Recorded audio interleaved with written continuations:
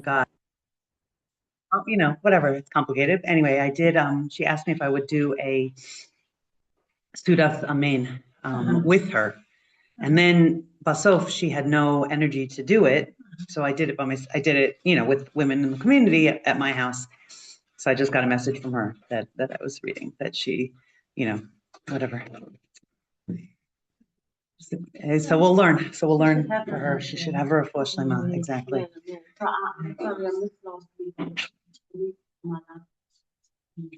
Baruch Hashem. Nothing's happening with me at the moment. I have a meeting next Tuesday with the oncologist, and then we'll find out. But I mean, most likely, and it seems like 99% that I'm not going to have chemo, and that it's just going to be radiation. And the question is even how much of that. So thank God. Yeah. So that's the Shari Tzedek. Yeah. Very interesting. I requested someone and they couldn't see me until March. So I decided that it's better to see someone sooner. And the doctor they put me with is an Arab doctor. So it's complicated. Like, you have to believe that they are working there and that they're doctors and that she's been there for 10 years. Recently, it's very interesting. Rav Yitzchak Ginsburg had a kidney transplant, and his doctor was Arab, and he went on and on about what an amazing person he was, and Chasidei Umot Ha'olam, and like mamash, and this Arab doctor that treated him also like started learning Torah, like as a result, or was already primed for that. I don't know. So I have like definitely mixed feelings, but I didn't want to put it off until March. So I'm gonna meet her, and if I really feel uncomfortable, then I'll wait. But so we can daven for that also. Okay, so we'll learn for the refuah shlema of Hila bat Ilana, and also Aliza Chana bas Naomi, and also Shalom Dov Ber ben Sarah Ita. Refuat HaNefesh Refuat HaGuf. Okay, so we're doing one of my favorite topics today, and they're all my favorite topics. I say this all the time, but this is mamish, one of my favorite topics, and that is Rosh Chodesh. So we have psukim, and then I actually have two pieces of Sas Emes. One is actually from Shemot, and one is from this week's parsha, and you'll see why I'm doing them. They're connected to each other very much. So in this week's Parsha's Bo, we get the first mitzvah that Am Yisrael gets as a nation, and we obviously we also have, this is like essentially the end of slavery in Mitzrayim, the end of Galus Mitzrayim. Next week is when we actually leave, but really by the end of this week it's all done. All of the makos have been enacted upon Am Yisrael. Chas v'shalom, upon Mitzrayim, and also we have some merit, to go forward with. Okay, that Hashem gives us certain mitzvahs, and of course, kilu they go hand in hand. Okay, so we have Vayomer Adonai al Moshe ve'el Aharon be'eretz Mitzrayim lemor. So Hashem says, and this is, the tail end, that Hashem is speaking to Moshe and Aaron in the land of Mitzrayim, and he says, HaChodesh hazeh lachem Rosh Chodashim, Rishon hu lachem l'chodshei Hashana. Now, this is it's such a great pasuk, right? The word Chadash appears 3 times in this pasuk. So, right, the what's always amazing, we'll just translate. This month is for you, the head of the months. And it's going to be like the first of all the months of the year. Okay, now we know that this is the first of Nisan, right? Rosh Chodesh Nisan is considered a Rosh Chodesh, Rosh Hashanah. We have 4 Roshei Hashanah, and Nisan is one of them. And very much what we talk about is like that. Nisan is the beginning of Am Yisrael as a nation, right? It's the beginning of counting by the moon and not counting by the sun, right? That's part of our charm, is that we count by the moon, okay? And obviously what stands out to everyone is that Chodesh and Chadash is the same word, okay? And that's really what we're going to be talking about today, is the power of hitchadshut or hischadshus, depending on who you are and where you come from and where you want to go. But renewal, okay? Something new. And essentially the idea that's encapsulated within the word itself is that just like the moon renews itself every month, so too there's a certain energy of renewal in the air on Rosh Chodesh, and a good Chodesh to everyone. So, I felt like there were many things to talk. There are always many things to talk about in the Parsha, but the fact that today is Rosh Chodesh, and Rosh Chodesh is is more deeply connected to women, or more deeply connected to the feminine, we'll say, and it's a special day for women. So I really wanted to talk about that, and to open a gateway to being even more connected in our hearts, and even more grateful for the concept of Rosh Chodesh. Okay, so we'll do one more pasuk, because why does Hashem give us this mitzvah? It's really Dabru el kol adat Yisrael lemor, right? Speak to the entire congregation of Am Yisrael, of Bnei Yisrael, and saying, Ba'asur lachodesh hazeh, on the 10th day of this month, vayiklu lahem ish se lebeit avot se lebait. Take for themselves each man a lamb per ancestral house, a lamb per household. And right, these two mitzvot are obviously intertwined, completely talui zeh al zeh, because you can't know when the 10th of the month is unless you know when the 1st of the month is. And that's really the whole inyan of Rosh Chodesh, is so important and so interesting that, right, the word that Hashem uses when he gives it to us is HaChodesh hazeh lachem, Rosh Chodashim Rishon hu lachem, lechodshei Hashana. It's for you. It's for you. It's for you. It's for you. And we know that obviously Moshe Rabbeinu and Aaron HaKohen are like the stand-ins. Really, it's meant for all of Am Yisrael, not just the two of them. And we understand that Rosh Chodesh is what's called an Isarusa dilatata, okay? Which makes all of the Chagim Isarusa dilatata, right? What's an Isarusa dilatata? We've used the term before, but we'll reintroduce it again, okay? An arousal from below. Isarusa, itaruta, okay? Hitorut, okay? That's the word in Hebrew. It's in Aramaic, but in Hebrew, hitorut, right? An arousal, an awakening, okay? Getting new koach for something. Dilatata,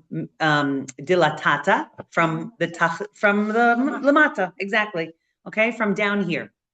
Now, this is an ikar, it's a foundational concept with all chagim, that all chagim are called an isarusa dilatata. It's all an arousal from below, because we decide for ourselves when Rosh Chodesh is. We're disconnected from this idea, because since Hillel Hazak, it's Hillel the second, right? Hillel the Hazakin, we have a set calendar. But during the times of, the Beis Hamikdash, they did not have a set calendar. And it was talui on when someone saw the molad, right?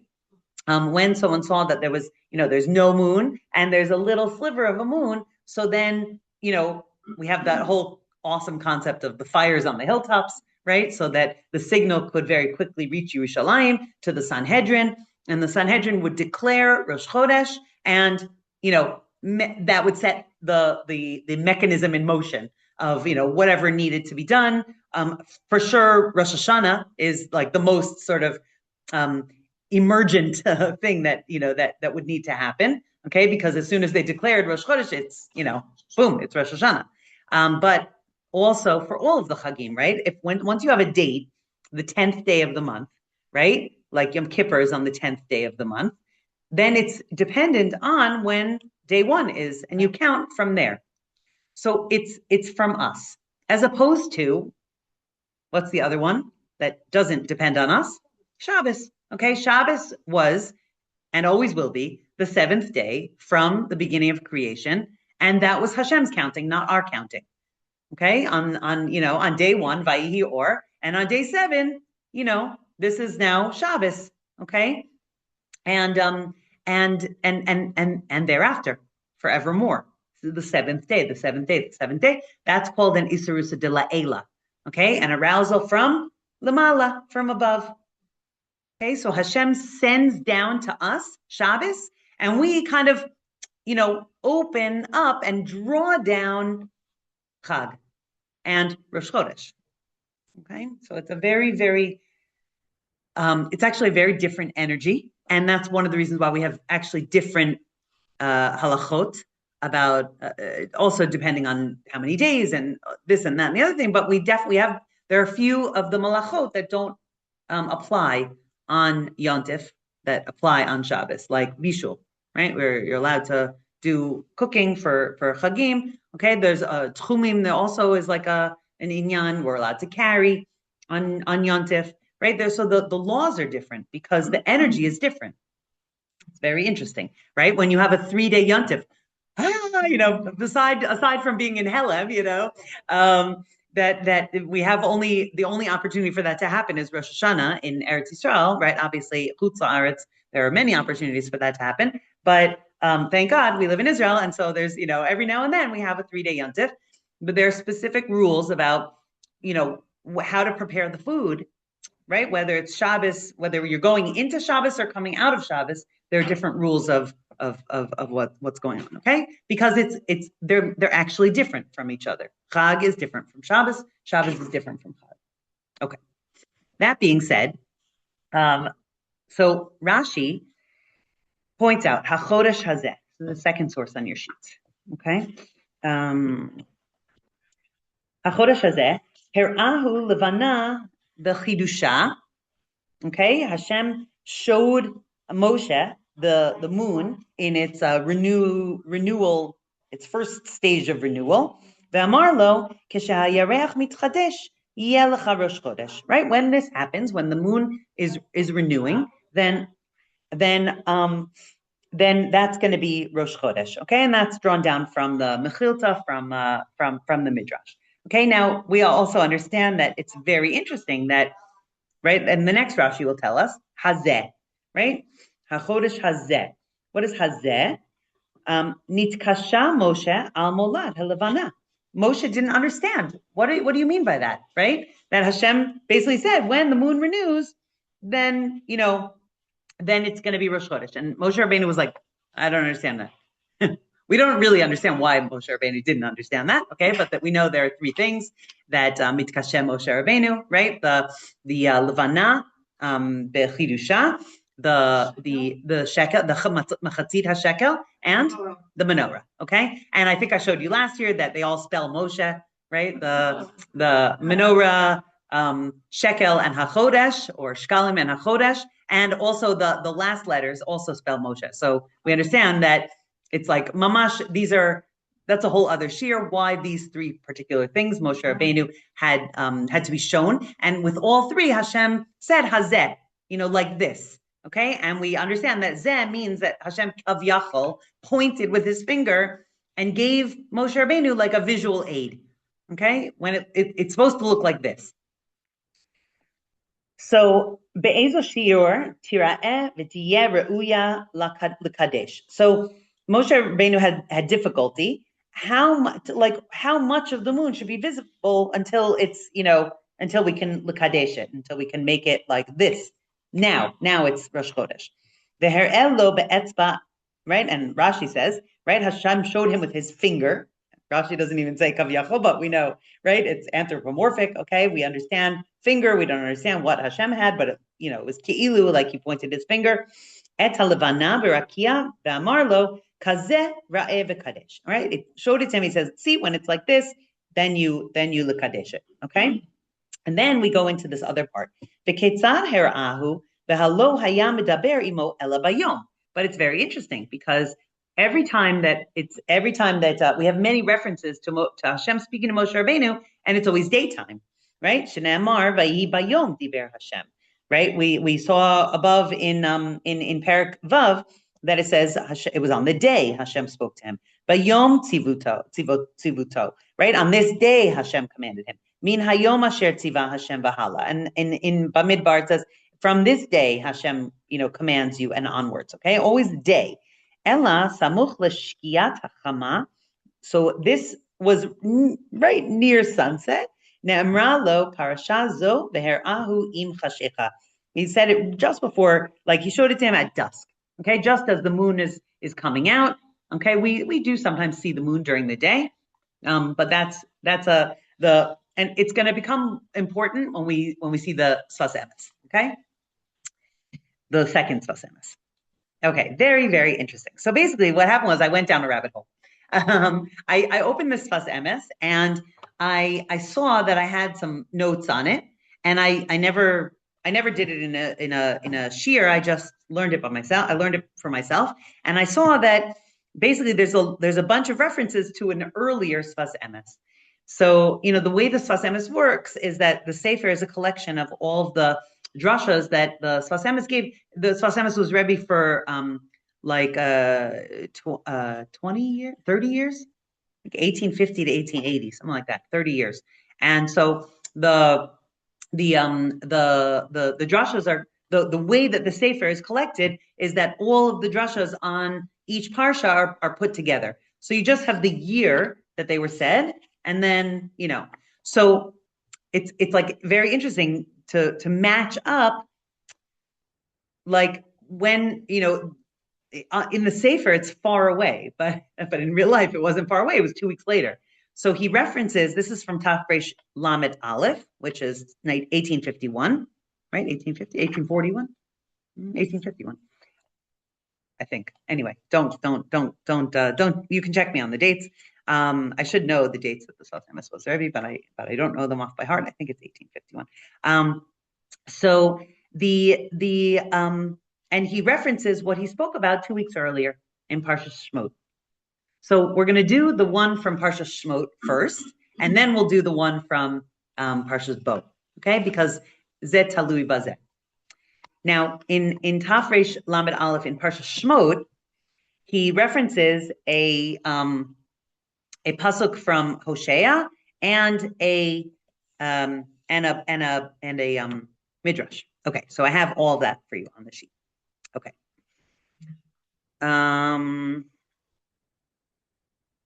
Okay, let's actually do source 5 first, okay, because it's all based on the pasuk, which we actually did in our shiur a couple of weeks ago, right? Vayakam melech chadash al Mitzrayim asher lo yada et Yosef. So this is actually the pasuk that we focused on 2 weeks ago. That it's a parak aleph pasuk chet, right? There arose a new king over Mitzrayim that did not know Yosef, right? And we talked to Rashi. Did he really not know Yosef? Did he just make it like he didn't know Yosef? Was it actually a new king, or was he just sort of like renewed in his kingship? So the midrash actually tells us exactly what happened. Okay, and the midrash is based on this pasuk, or brings in this pasuk from Hosea. So that's source number 3. But Hashem bagadu, they have bagadu is like they've betrayed. Okay, they've betrayed Hashem. Ki banim zarim yaladu, that they gave birth to foreign children. Ata yochlem chodesh et chelkeihem, and therefore the new moon shall devour their portion. Now we understand Hosea is not understandable at all. Okay, it makes no sense, but the midrash is going to help us understand it. Okay, what does it mean that they broke faith with Hashem? What does it mean that they've given birth to alien children? And what does it mean that the new moon is going to devour them? Okay, so here we go. Shmos Rabbah. Bashem bagadu, so same the pasuk, okay? Go to lelamedcha, to teach us, keshemet Yosef heferu brit milah, that when Yosef died, Am Yisrael stopped doing brit milah. Very interesting. I never heard that before. Right, that they stopped doing brit milah, okay, and we know that Yosef HaTzadik is specifically associated with brit milah.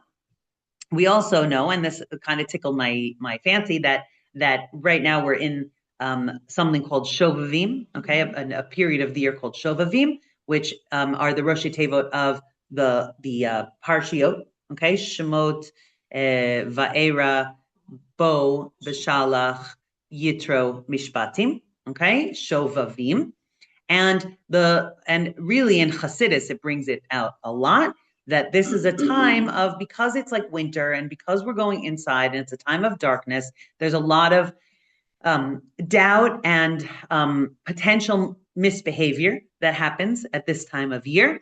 And really, it's associated with the Kiddush Habrit, okay, making sure that all relations are kosher and holy. But also, Brit doesn't only refer to Brit Milah; it also refers to our covenant, our agreement with Hashem.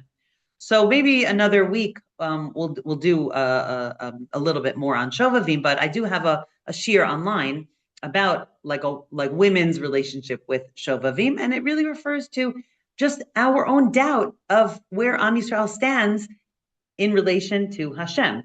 Like this is a relationship, Hashem and Am Yisrael.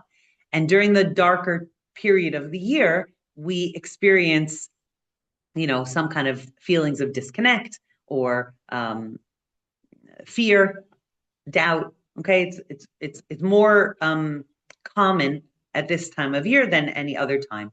And part of the efforts of even just using the word shovavim is like shavu banim shovavim, right? Turn back to Hashem, do tshuva. That's the whole idea, right? The word shovavim means like wild ones, or ones who are not doing the right thing. Okay, and Tanakh tells us, shavu banim shovavim. No, come back. Don't stray. Okay, sorry for that tangent, but that has to do with that they stopped doing Brit Milah. Amru niyeh kemitzrim. They said, let's be like the Mitzrim, right? What separated them? That was one of the things that separated them. They did Brit Milah, and they wanted, this is what the Midrash is telling us, to blend in somehow. They wanted to assimilate. Mikan atalamed shemoshe malan betziatan mimitzrayim. And this is why we learn, right, in our parsha, what happens? They have the mitzvah of Brit Milah. They have to be circumcised before they eat the Korban Pesach. And why do they have to be circumcised? Why weren't they circumcised already? They're Jews. They know that they're Jews, right? They're Ephraim. They know that they are.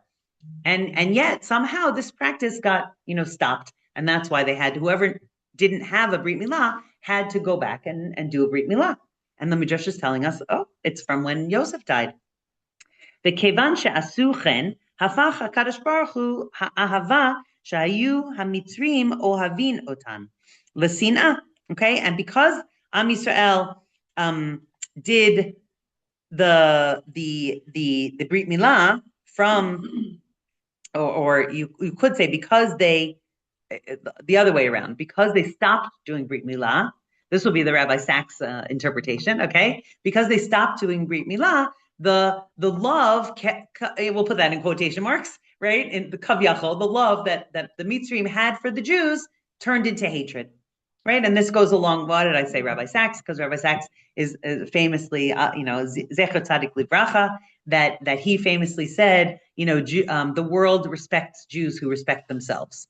Right, that when we do what is ra'ui for us to do, then the world stands in awe of us. And when we are like, no, we're just like everybody else, no, then the world comes and shows us how. Nope, no, you're not.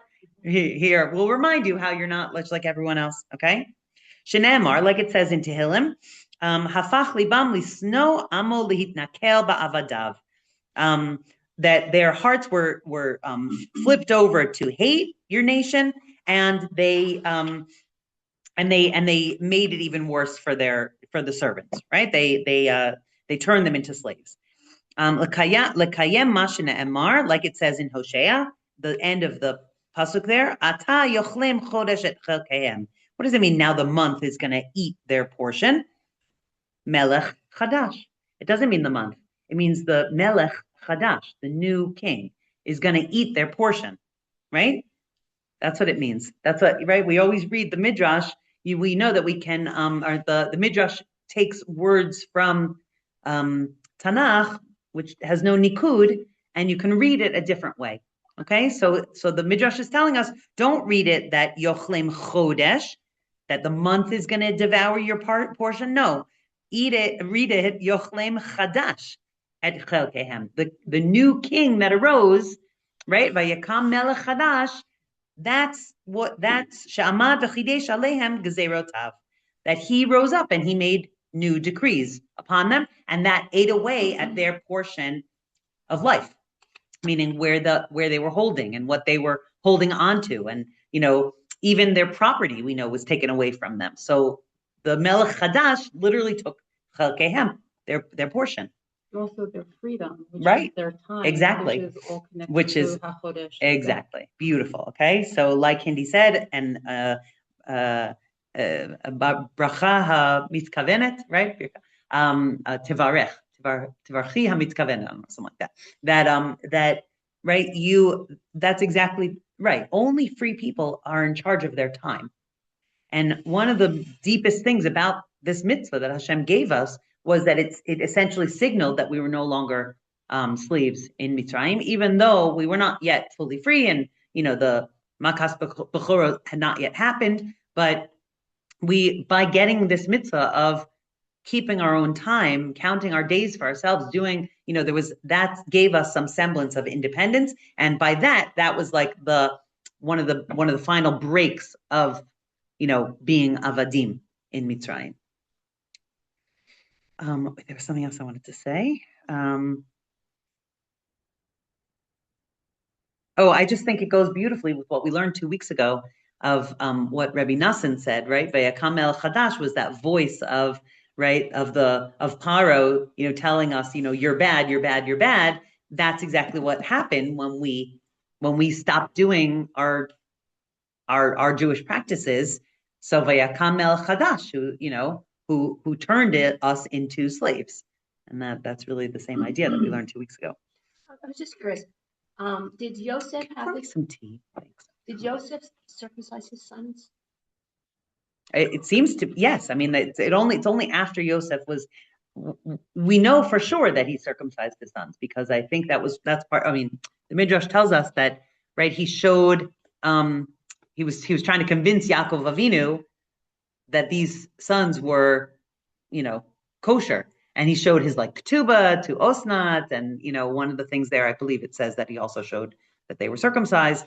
So it's only after Yosef dies. So that supports what you're saying now, that after he did circumcise his sons, his children, but afterwards that tradition fell away, and the king, who may have been the same king, saw that had fallen away, and then took advantage of that.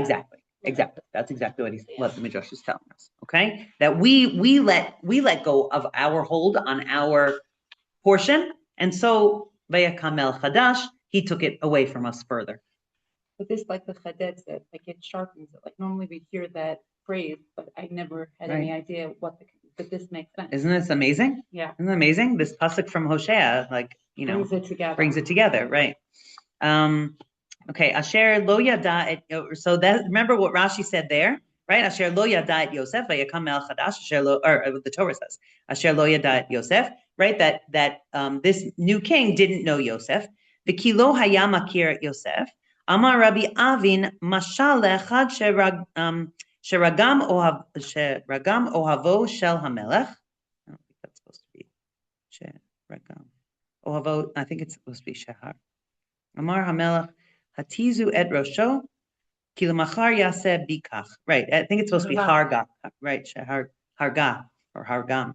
That it's a mashal of someone who killed the love of the king, and then the king orders that his head should be cut off, because one who kills the one that the king loves has no qualms about then also killing the king.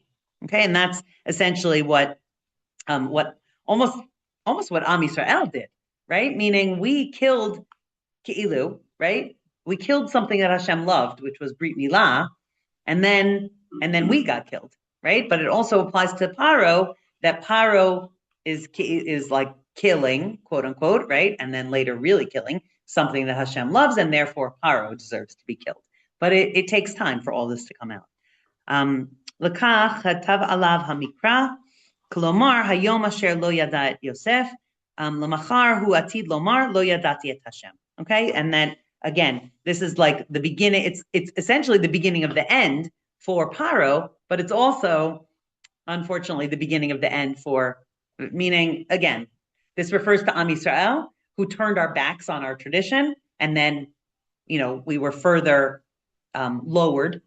And it also refers to Paro, who then, refused to recognize that he knew Yosef, who had done so much good for him. And then, that's like the beginning of his end. Okay. All right. Now let's do the Sfas Emes. So again, this is the Sfas Emes from Shemot. Okay. Amar Adoni Zikeni Mori Verabi Zecher Tzadik Livracha L'Chaye Ha'olam Haba. That is the Sfas Emes who almost always quotes his grandfather, the Chidushei Harim. Okay. The Sfas Emes it's in source number 6. All those Roshei Tevot right at the beginning. Okay. It's the Sfas Emes quoting his grandfather, the Chidushei Harim. Okay. The Chidushei Harim was the first Ger Rebbe, and the Sfas Emes was the second Ger Rebbe. All of the Chidushei Harim's children died before he died. But some of them lived to have their own children, meaning they died after they had children, and the Sfas Emes was the grandson who was raised in the house of the Chidushei Harim. He was, I believe, somewhere around 20 years old when his grandfather died. He didn't agree to become the Rebbe for another 2 years until he was like 22, and that's when he becomes Rebbe. So he learned everything from his grandfather. Okay, so he quotes his grandfather. He says, "You're right. My grandfather said, Higid al hamidrash vayakam melech chadash ata yochlem chadash." Okay, so he's talking about this midrash that we just learned. Ki kasher hamidrash ech yesh lemitzrim b'chinat hitchadshu v'hu liYisrael dichtiv en kol chadash, and we know the rest of that pasuk is tachat hashemesh. Okay, so the Sfas Emes writes in shorthand. Okay, so he's referring to a million different things. So he says, how could the midrash say that the Mitzrim have the bechina, the element, the aspect of hitchadshu, of Chodesh, of Chadash, right? Vayakam melech Chadash. How can you say that they have a portion of what's being constantly renewed in the world, right? That doesn't belong to the Umot HaOlam. It belongs only to Am Yisrael, because we know, Kohelet tells us, En kol chadash tachat hashemesh. There's nothing new under the sun. Where does all renewal take place? Above the sun. All aspects of renewal, anything new, is connected to Hashem, HaKadosh Baruch Hu. That's exactly right. Okay? There's nothing new under the sun. People are not doing anything new. There's no, right? The only things that are new are those things that are connected to Hashem, because Hashem is the one that sends new energy into the world all the time. So how could it be that we could call Melech of Mitzrayim Chadash? That's what the Sfas Emes is asking about the Midrash, or the Chidushei Harim is asking about the Midrash. Okay, Rak al Yedei sheheferu brit milah v'nachsar lahem b'chinat Yosef shemisham ba ha'itchadshu. So how? Because Am Yisrael rejected it. Am Yisrael turned away from brit milah, and therefore they lost the aspect of Yosef, and Yosef was like the connection that they had to Hashem, essentially. Okay, and through that, he's just explaining the pasuk, which is already explained from the midrash. Okay, divrei pi chacham chen. Okay, and his words are wise and chen. They contain chen, right? Ki mi shedabuk b'pnimius ub'chol maaseh she'oseh eno nidbak b'chitzonius hadavar yesh lo tamid zeh hitchadshu. So someone who's connected to pnimius, okay, someone who's connected, I don't know why all those periods are in there. They shouldn't be all those periods, but basically someone who is connected to pnimius. What does pnimius mean? The inside, okay, the internal aspect of something, or even really you could say the eternal aspect of something, meaning the Hashem aspect of it. And in everything that they're and everything that they do, they're not connecting to the outer aspect, the physicality, or what it looks like from the outside. Chitzonius is also a word for not just the outer aspect, but like that's a translation, right? But it also refers to like the Yetzer Hara, like the Sitra Achra, the other side, okay? Something that is sort of like hiding Hashem's presence, is rejecting even Hashem's presence. That's called chitzonius, okay? The outer aspect. It's like outside, even though it means the outside of something, but it's essentially a reference to that which hides Hashem's presence.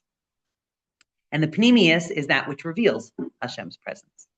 Okay, the inner aspect of someone. Like when you look at someone and you judge them by their outside, you're not connecting to the godliness that's in them. You're connecting just to how they look. And that can set you astray. That can take you outside of, the realm of good, healthy relationships, right? Okay, it takes you outside of that. Yeah, if one person has something good inside, and you say they have pain to them. You see the inside of them. Right. So that's called the pnimius, right? Meaning you can, when you're looking at the inside of someone, what are you actually seeing, right? The eyes are the windows to the soul. You're looking at their soul, right? You're looking at their inside. Their inside is from Hashem, is connected to Hashem. So when we're connecting to the pnimius, it's taking us deeper into a positive, healthy relationship. When we're connecting to the chitzonius, we're being taken out of a positive and healthy relationship. Can I ask you a question?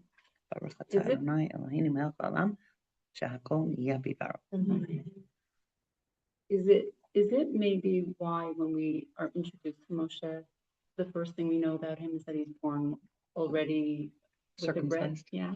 Like maybe as... I think that's part of just showing how special, he was. How special he was, connection. Right? Okay. Right. It's interesting.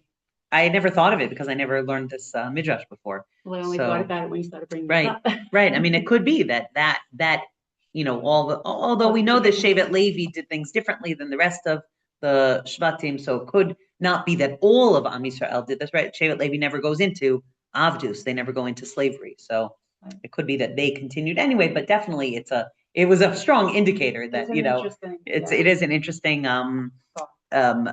point that's brought out. Okay. So 1, 2, 3, 4 lines down. Okay. Yesh lo tamid zeh ha'itchadshut. V'zeh shekatuv b'Yosef v'hu na, or whatever, it doesn't matter. Okay. Yosef is the bechina of hitchadshut. Okay. Of renewal. Okay. And being connected to the pnimius. V'liyot nakid b'bechina Yosef shmirat habrit. Eino b'shum ofen rak shelo yeh shum ma'aseh nifrash mipnimius chayes Hashem shebo. Okay, so this is all just basically saying that the aspect of Yosef is that he did have shmirat habrit, okay, right? He refused Potiphar's wife, and therefore there was nothing that he did that separated him from the ongoing energy of Hashem in the inner aspect, and he was constantly renewed through that. We'll say that. Umisha who can, en lo shum meitzar, sheyodea shekol hahester hu rak mi bachutz. Okay, so anyone who's connected to that aspect, that Yosef HaTzadik aspect, that pnimius, right? So there's no meitzar. What's a meitzar? A constriction, a place of being stuck, right? Mitzrayim is a place where we got stuck. Okay, a place where I don't know what I'm doing. I feel like I'm not connected. I feel stuck. Okay, sheyodea shekol hahester, that a person knows that all the hiddenness is really just from the outside. Hu rak mi bachutz, aval hapnimius me Hashem yisparach v'hakol latov. But the inner aspect is always from Hashem, and therefore everything is good. Okay, this is an idea that we've gone over many, many times here, right? That what something looks like from the outside could set us astray, could take us to the chitzonius, right? It takes us outside of our close relationship, it takes us outside of our emuna, right? When we look at it from the outside, when we take BBC's version of it or the New York Times' version of it, that's called chitzonius. That's called seeing something from the outside, right? Where our job, our role in this world as Jews is to go right for the inside, right? We need to understand that everything that's happening in the world is being directed by Hashem's hand only. Things can only happen through Hashem's hand, and we understand that there's something good that's going to come out of it. It may not look good right now, but it's taking us somewhere. V'lazeh tzrichin bechinat emuna. Okay, for this you need the bechina of faith, of emunah.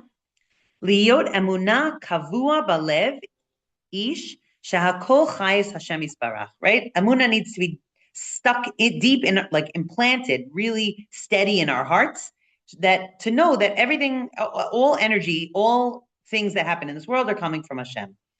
O perush emunah hu hadvekus b'shoresh v'chayes Hashem yisbarach. Literally, the meaning of emunah is being connected to Hashem, being connected to the source of all life.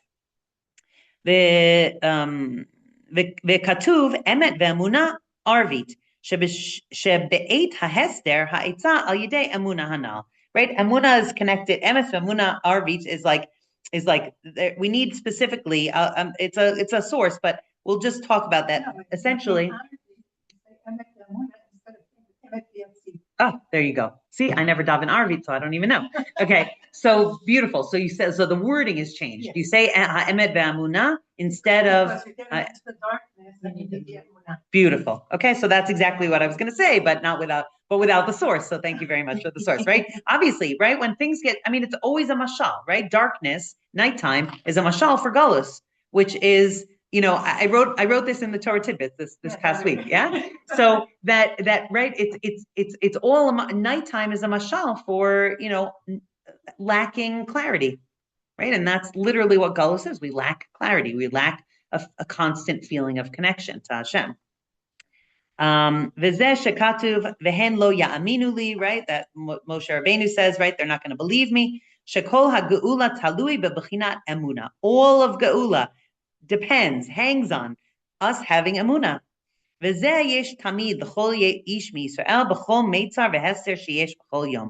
we really have access to emunah always, right? Every day, even though things seem to be stuck and hidden. And the fact that we keep on looking for what's inside, and we understand that everything that is happening in the world is just a covering, is hiding Hashem. We don't get like controlled by the chitzonius. We don't pay any attention to the chitzonius. And through that, we are redeemed. Okay, when we keep on sticking to the pneumius, when we keep on functioning with the aspects of emunah, so that is called geula. That's like heading towards geula. Right? When I look through something and I say like, yeah, I know it looks really weird, but I know what's really going on here. You know, one of the things that I think I said this like last week in a shir maybe, but you know, the more that we understand about why we do things, the more clarity we have. So like, for example, I think I maybe said it even this year. I don't know. It's just popping into my head again that, you know, one of my kids gets very low blood sugar. Did I say him this year? And then, you know, I have 4 daughters, so it doesn't matter if I say she, right? And then she gets really, really grumpy. And until I learned that, you know, it's a drop off in her blood sugar, right? She could be like complaining about something and crying about something. It's the worst thing in the world, right? And then I'm like, wait, when was the last time you ate? You know? And she's like, oh, I don't know, you know. So I'm like, shove food in her mouth, right? And then everything's balanced again, right? When we understand how, like, that there's things that throw us off, and when we understand what those things are, the more we learn about ourselves, the more we can stick to the middle, keep on, you know, going and connecting to the inner aspect of something. Because it looked like she was angry about X, Y, and Z, but she wasn't really angry about X, Y, and Z. I mean, maybe it bothers her a little bit, but really she was angry because she was hungry. And once she had food, then she could deal with X, Y, and Z. Right? It's like when you understand that Hashem is controlling everything, and everything is really from Hashem, and we keep on reminding ourselves of that. So then we keep on, you know, we go off course, we get stuck on the chitzonius, we get stuck in what it looks like, and then you say, no, wait a second. Hashem is running the show. And then you get drawn back to center. You get drawn back into connecting to the pneumius of it. And it's a constant effort. But we have help. What's our help?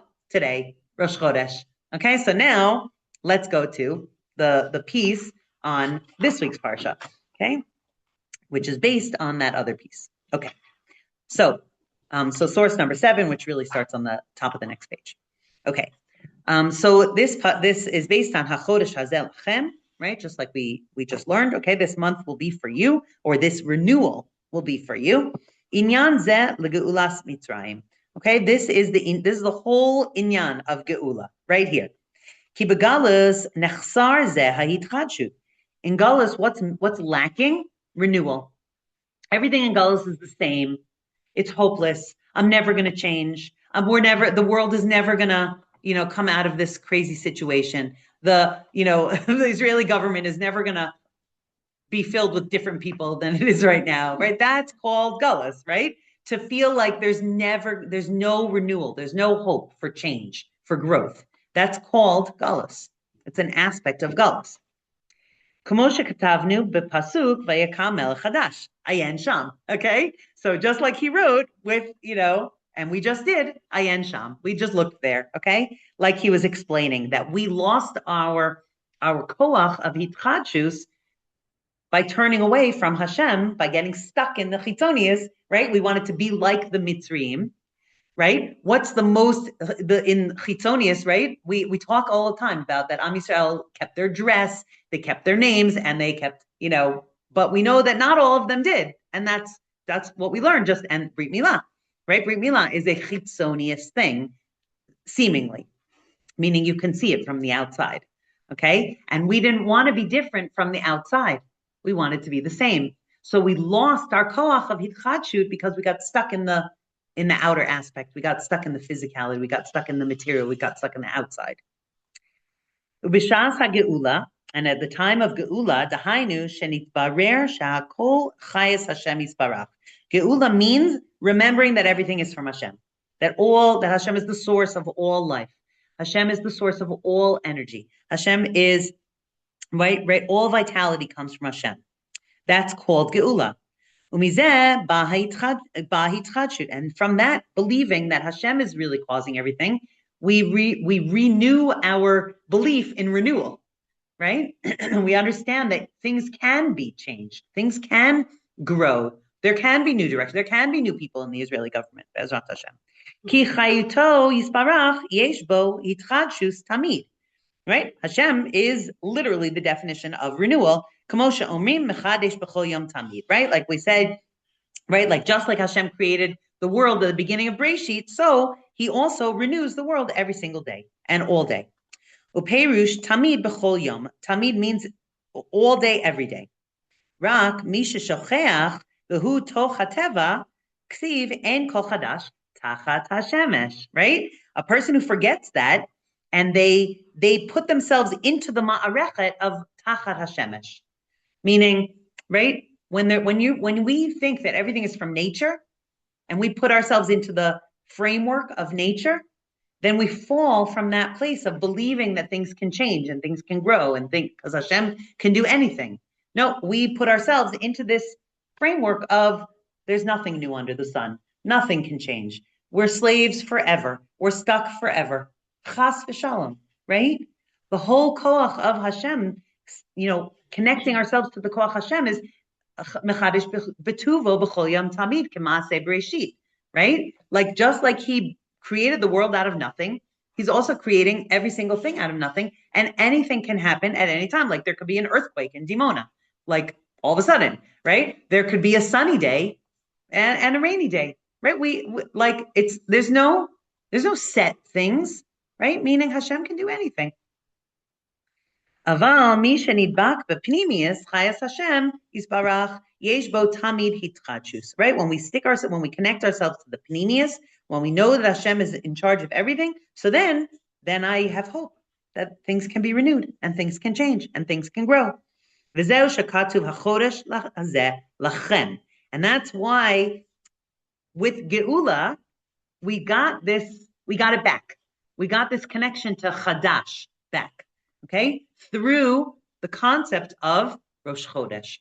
The concept of Rosh Chodesh is literally the concept of renewal, right? We get a new energy. And we know that each month has a specific energy. And, I was just talking to someone the other day and they were like, I feel so disconnected. I feel so angry all of a sudden, like about everything that's going on in the world. And I was like, great, you're connected to the energy of the month of Teves. The month of Teves is the aspect is anger, but we could flip that and turn it to anger for good things, but meaning you're so connected, you don't even realize it because we lost all of that knowledge. We're regaining it. Thank God it's being revealed to us again. But the more we are connected with the times, the more it's lachem. It's for you. Yeah, great. Connect to the energy of each month. There's a new flavor. There's new energy coming into the world, right? Just like the moon went away, but now it's coming back. So things can grow and things can change. And what looked hopeless becomes hopeful. שיכול כל אחד מישראל לעורר התחדשות זה על ידי אמונה, that every one of us, every Jew, can arouse this aspect of renewal through emunah, through faith. שמברר בליבו שהכל מהשם יתברך. That this faith helps us clarify and find that that thought that's like differentiated from the rest of the world in our hearts, that no, Hashem is in charge of everything and everything is talui on him. V'zeh ha'hefresh ben Shabbos l'Rosh Chodesh. And now we go back to the beginning. Okay, this is the difference between Shabbos and Rosh Chodesh. Shabbos me'ein olam haba kviya v'kaima she'en hester kamo shekatuv mitavrin minei. Okay, so it says in one of the right, Shabbos is kviya v'kaima. It happens no matter what, right? It's a set thing every 7 days. It happens, chas v'shalom, even if we're not, aware of it, the energy of Shabbos comes into the world. The more we are aware of it, the more we tune into it, the more we feel it. But there are plenty of people in the world that are not aware of it. Plenty of Jews, unfortunately, right? It's still Shabbos. It doesn't matter that they're not aware of it. The energy of Shabbos is coming in, okay? And it has nothing to do with us. And the other thing about that is that because it's coming in such a strong way from above, there's no hester, meaning, again, we have to open our eyes to this and see with certain lenses to see this, but Hashem is more revealed to us on Shabbos than any other time of the week. Okay, there's so much being revealed on Shabbos. I find this so much. There are things that I read. I try to wake up early on Shabbos morning. I mean, I mostly wake up early every day, but specifically on Shabbos, I'm so excited when I wake up and it's still dark outside and I go downstairs with my Sfarim, and there are things that all week long I've been trying to understand. And literally, it's like Chinese to me. I'm reading it and I don't understand it. And on Shabbos morning, it flows. I open it up. I'm like, oh, that's so clear. I don't understand why I didn't understand that on Wednesday, because you know what? There's a completely different energy in the world on Shabbos than there was on Wednesday. And there's no hester. It's open. If your mind is just clear on Shabbat. But that's exactly right. But why? Because I don't have anything, because that's the energy that Hashem sends into the world on Shabbos morning. Not because I'm doing something different, because the Sfarim tell us it's not because of me. There's no static on the inside. For sure. For sure. But it's also, it's with the help of Hashem, meaning I wake up in the morning and I'm working on making shiurim. So, I'm focused on that, but there are things that I just don't understand. And then I go to them on Shabbos, and all of a sudden it's clear. And, I also don't pick up my phone first thing in the morning. I don't look at my phone. It's a very, very big gift to not do that. I don't pick up my phone until after I do my morning seder of my learning and my morning brachas, obviously, but on top of that, I do, some learning. And then only after that, I pick up my phone. So I don't get it's not because of that. It's really because of the energy that Hashem puts into the world. The air on Shabbos is different. We are different on Shabbos. I mean, for sure we're different. It's also because of what we do, but it's also because we have a neshama yetera. There's a metaphysical difference between our soul and what it can take in on Shabbos and what it can take in during the week. It's from Hashem. It's not from us. I think that's also chutz la'aretz to say. Chutz la'aretz, they have a difference, but yes, Shabbos is Shabbos everywhere because it's from Hashem. But that being said, there definitely is an aspect of Kedushat Eretz Yisrael that also helps. So there are things that you coming from America. Right. So Wednesday in New York is definitely different from Shabbos in New York, right? But Shabbos in New York is different from Shabbos in Eretz HaKodesh. Okay? Okay, and all the chitzonius break away from it. That's what midavrim minei, okay, means. It's part of one of the songs that we sing on one of the Zmiros from Shabbos, okay? And it's from the Zohar. Meaning everything gets, all the chitzonius, all the static gets flies away on Shabbos. V'Rosh Chodesh hu leha'ir ha'itchadshus gam b'yemot hachol. Okay, but this is the kunz that Shabbos is great. Okay, it's wonderful, but it's from Hashem. How can we actually access depth and hitchadshut during the week? It's through Rosh Chodesh, because Rosh Chodesh, yes, sometimes Rosh Chodesh falls out on Shabbos, but it also falls out on a Monday. Okay, and because it falls out on a Monday, Rosh Chodesh also has a special energy. Just like Shabbos has a special energy, Rosh Chodesh has a special energy. And it gives us the koach of hitchadshut. It gives us the koach to believe that things can change and things can grow. I can change, okay? And it's lachem. It's about us. We take it on. We bring it. V'zeh talui b'Yisrael. It's really on us. The more, what's he saying here? The more we tap into this, the more we recognize Rosh Chodesh, the more we talk about it and learn about it and do special things for Rosh Chodesh, the more of that energy we bring into the world. It's actually talui banu. K'moshe katuv. You know what? Let's actually skip some of the. I see that we're basically out of time, so I just want to run to the end. Okay, and this is Shenit Kasha Moshe Rabbeinu Alav Hashalom Ad Sheher Lo Kazeh Rosh V'Kadesh. And this is why Hashem had to point to Moshe, had to point it out to Moshe, right? Moshe Rabbeinu couldn't understand why. V'Halo Lo Nidaber Ele B'Yom, because for Moshe Rabbeinu everything was like Yom. Right? It says about Moshe Rabbeinu that he had ki bechinat Moshe Rabbeinu. I'm sorry, I'm skipping a little bit. I'm like skimming. Aval Shalom hu aspaklaria de nahora bechinas Shabbos. Okay, Moshe Rabbeinu had the clarity all the time. He had clarity all the time. He had an aspaklaria nahora. De nahora means he had a clear lens. Okay, Moshe Rabbeinu prophesied with no confusion, no. It says about all the other Nevi'im that there was some kind of like they could misunderstand, or they were like, they didn't have a clear lens. There was some distortion or blockages or something like that. But with Moshe Rabbeinu, it was it's like when your glasses are dirty, right? Moshe Rabbeinu didn't have dirty glasses. He had a completely clear lens. And so therefore, for Moshe Rabbeinu, everything was like day. And he didn't understand, right? When Hashem said, when it's dark and the moon goes away and it renews, and Moshe Rabbeinu was like, what do you mean? The moon never goes away. Hitchadshut never goes away. He's always connected to Hitchadshut. And Hashem was like, no. For everyone else, it does. Let me show you. And he showed him how it could get dark and the moon could go away and the moon could come back. And that's what Moshe Rabbeinu had. That's what nitkasheh. That's what Moshe Rabbeinu didn't understand. Because for him, it was always Shabbos. It was always the level of Shabbos, meaning Hashem was very revealed to Moshe Rabbeinu like daytime. Okay, he had total clarity, and therefore he almost couldn't understand anybody that had doubts, and so that's why Hashem had to show him. And that's and let's go to just the bottom line. V'lifamim tzarich liyot derech emuna leorer hitchadshut kanal. Okay, we have to tap into our emuna that. In the darkness of times, in the darkness of the month, in the darkness of the day, in the darkness of, history, right? In the darkness of Galus, we have to tap into our Amunah. And Rosh Chodesh gives us more strength to do that, more of an ability to do that.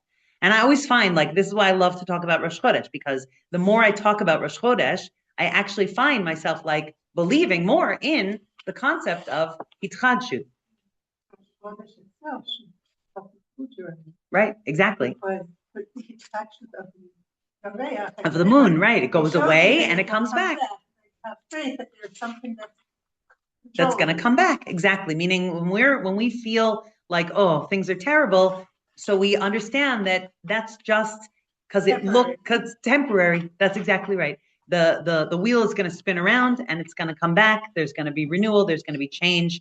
So I'll give us all a bracha that we should have a good Chodesh, and we should throughout, specifically today, we should scoop up the Amunah that's in the air, the power of believing in growth, in believing in change, and believing in that Hashem, knowing, but believing also, tapping into our emunah that Hashem is in charge of everything, and He is running the show, and therefore everything is going to be wonderful. Be'ezrat Hashem. Amen.